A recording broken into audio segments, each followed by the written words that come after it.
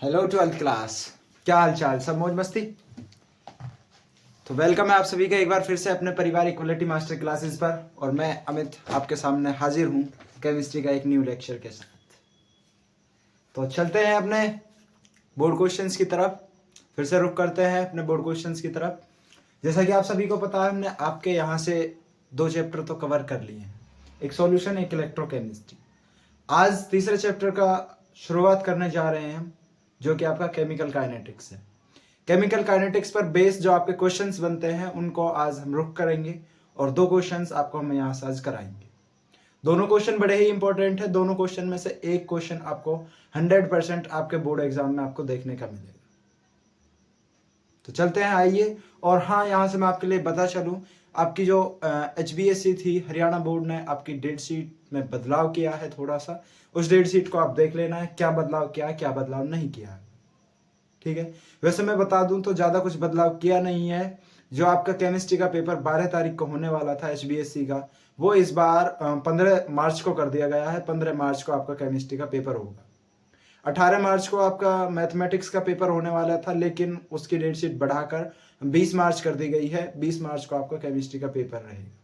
बाकी ज़्यादातर date sheet same है, फिर भी 1-2 चेंज होती है तो देख लेना अपना। पॉलिटिकल साइंस का चेंज हुआ है थोड़ा, शायद 12 मार्च को पॉलिटिकल साइंस का आपका पेपर है।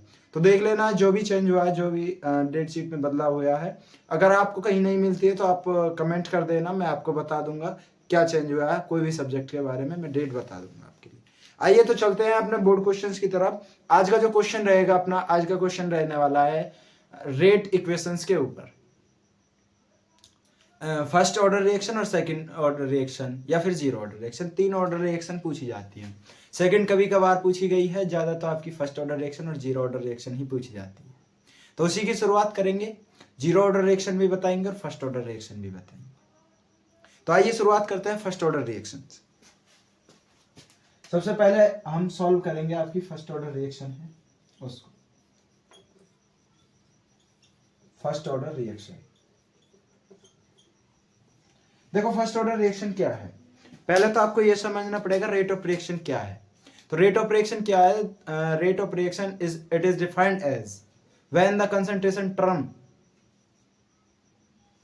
इज टेकन एज रिएक्टेंट, या फिर rate of when the rate of reaction is depend on the initial concentration term of the reaction is known as rate of reaction, rate law.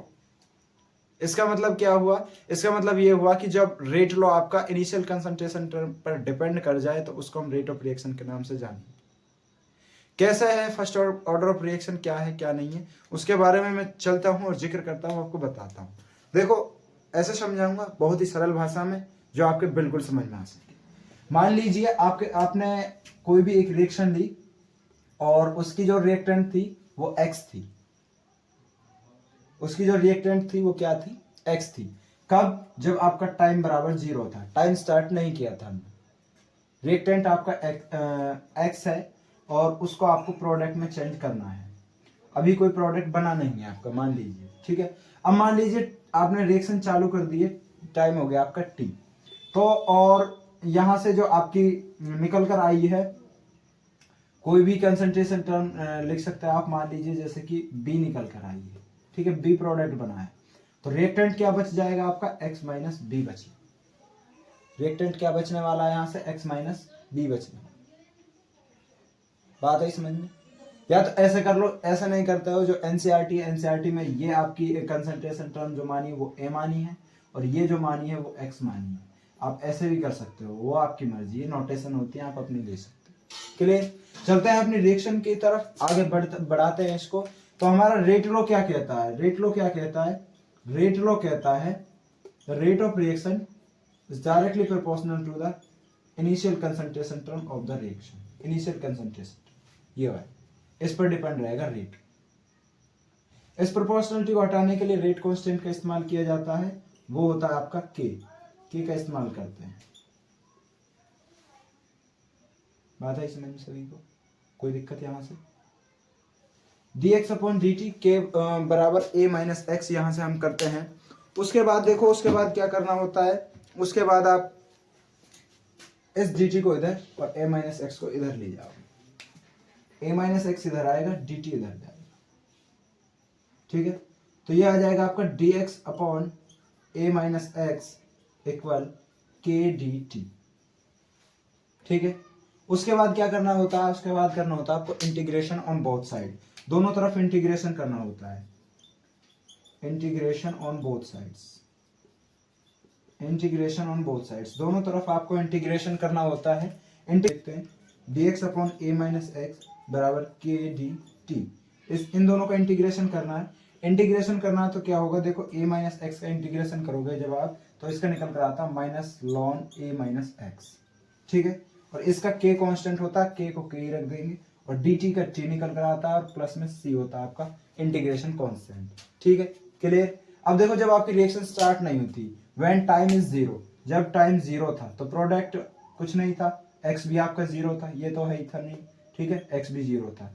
इनको इस value में रखने पर क्या मिलेगा आपको, आपको मिलने वाला है यहाँ से minus ln of A minus zero बराबर के इंटू टी, जीरो है प्लस सी, मीन्स दैट यहाँ से सी की वैल्यू मिली लॉन ए, सी की वैल्यू क्या मिली लॉन ए। अब इस सी की वैल्यू को इस वाली इक्वेशन में पुट कीजिए तो क्या निकल कर आता है, माइनस लॉन ए माइनस एक्स बराबर K T minus ln of ए निकल कर आता है। अब इस लॉन को इधर लेकर आएंगे तो ये क्या होगा, ln of A minus ln of A minus x बराबर के टी। अब देखो एक फॉर्मूला होता है log M minus log N solve करने का, क्या होता है लॉन एम अपॉन एन, तो वही फॉर्मूला यहाँ पे लगेगा ln M minus ln N, तो ये सॉल्व होगा ln A upon A minus x, A upon A minus x बराबर के टी। और लॉन को यदि हम सॉल्व करते हैं तो लॉन सॉल्व होता है 2.303 log base 10 M upon N, तो वही यहाँ पे हो जाएगा 2.303 log A upon A minus x बराबर के टी। अब चाहो आप यहाँ से के को और टी को इधर ला सकते हो और के की वैल्यू को निकाल सकते हो, तो के क्या निकलेगा, टी की वैल्यू को इधर लाएंगे तो मल्टीप्लाई में इधर आकर डिवाइड में आएगा 2.303 T log A upon A minus x, ये निकल कर आपका आता है, ठीक है। बात है समझ में, ये सब निकल कर आता है, ये फर्स्ट ऑर्डर रिएक्शन होती है, ये फर्स्ट ऑर्डर रिएक्शन है, इसका स्क्रीनशॉट ले लो भाई। बात करें हम यदि जीरो ऑर्डर रिएक्शन से, तो जीरो ऑर्डर रिएक्शन में क्या होता है,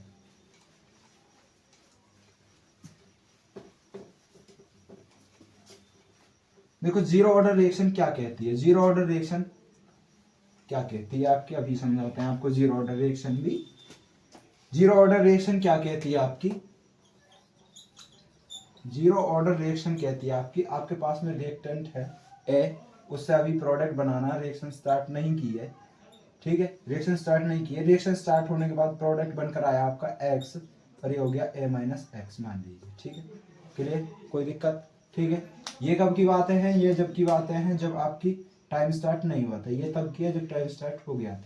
अब जीरो ऑर्डर रिएक्शन की बात करें तो जीरो ऑर्डर रिएक्शन में क्या होता है, कंसंट्रेशन टर्म जीरो होती है, मीन्स दैट जो आपका रेट ऑफ रिएक्शन होता है वो डिपेंड होता है कंसंट्रेशन टर्म पर, इनिशियल कंसंट्रेशन टर्म पर, और इनिशियल कंसंट्रेशन टर्म जीरो होती है। यहाँ से यदि आगे इसको सॉल्व करें तो D x upon D T बराबर प्रोपोर्शनलिटी को हटाकर के लगाते हैं और ये जीरो आती है। अब किसी की पावर जीरो का क्या मतलब होता है, किसी की पावर यदि जीरो हो उसका मतलब होता है वन, क्या होता है वन, और वन की गुना करने पर यही आए। अब यहाँ से dt को इधर भेज सकते हैं, dx बराबर के dt, ऐसा कर सकते हैं, और फिर वही आपको इंटीग्रेशन करना पड़ेगा दोबारा से यहाँ से आपको इंटीग्रेशन करना होता है दोनों तरफ, और जब आप दोनों तरफ इंटीग्रेशन करते हो तो dx बराबर इंटीग्रेशन ऑफ के dt आता है, इंटीग्रेशन ऑफ के dt आता है। dx का इंटीग्रेशन करने पर x आता है, k का इंटीग्रेशन करने पर कांस्टेंट है k ही आएगा, और t का इंटीग्रेशन करने पर t ही आता है। बात है समझ में, क्लियर। या तो आप यहीं इसको सॉल्व कर लिख सकते हो कि जो आपका k का वैल्यू वो x अपॉन टी आता है, या आप इसको आगे बढ़ाना चाहो तो आगे बढ़ा सकते हो, किस तरह से, जो प्लस सी आता है, फिर से यहाँ से t की वैल्यू आप जीरो करोगे, यदि आप t की वैल्यू यहाँ से जीरो करोगे तो क्या आएगा आपका, देखो x बराबर k इंटू जीरो प्लस सी, और x बराबर आ जाएगा c, x बराबर आ जाएगा c। अब इस c की वैल्यू को फिर से यहाँ पुट करेंगे तो हम क्या आएगा, x बराबर kt प्लस एक्स। अब x को फिर से इधर ले जाएंगे, ये आएगा x माइनस एक्स बराबर kt। और यहाँ से जो k की वैल्यू निकल कर आती है x minus x upon k। अब k x यहाँ पर पहली कंसंट्रेशन टर्म और ये दूसरी वाली कंसंट्रेशन टर्म होती है। क्लियर यहाँ से? तो ये था आपका जीरो ऑर्डर रिएक्शन। इस तरह से आप जीरो ऑर्डर रिएक्शन को भी कर सकते हैं और फर्स्ट ऑर्डर रिएक्शन को भी कर सकते हैं। ठीक है, दोनों रिएक्शन मैं यहाँ से करा चुका हूँ, फर्स्ट भी और सेकेंड भी, सॉरी फर्स्ट भी और जीरो ऑर्डर भी। दोनों इंपॉर्टेंट है, दोनों बोर्ड में एक न एक आपको देखने को जरूर मिलेगी, 100% है। तो इन दोनों को अच्छे से कर लेना, फर्स्ट ऑर्डर भी और जीरो ऑर्डर रिएक्शन भी। आगे भी आपको प्रोवाइड करवाता रहूँगा इसी तरह से लेक्चर, बस आपका सपोर्ट चाहिए। क्लियर यहाँ से? ओके ठीक है। तो लास्ट में शायरी एक अच्छी सी थोड़ी हैवी वाली है, देख लेना। कहते हैं कि न नजर से नजर मिली न दीदार हुआ, न नजर से नजर मिली न दीदार हुआ, बस दिल से दिल मिला और इश्क बेशुमार हुआ। तो यहाँ से आप अच्छे से अपनी प्रिपरेशन करते रहिए, अपनी पढ़ाई पर ध्यान दीजिए, अपनी एजुकेशन पर ध्यान दीजिए। इसी के साथ धन्यवाद सभी का, आप सभी का। बस आपका सपोर्ट चाहिए, सपोर्ट करते रहिए।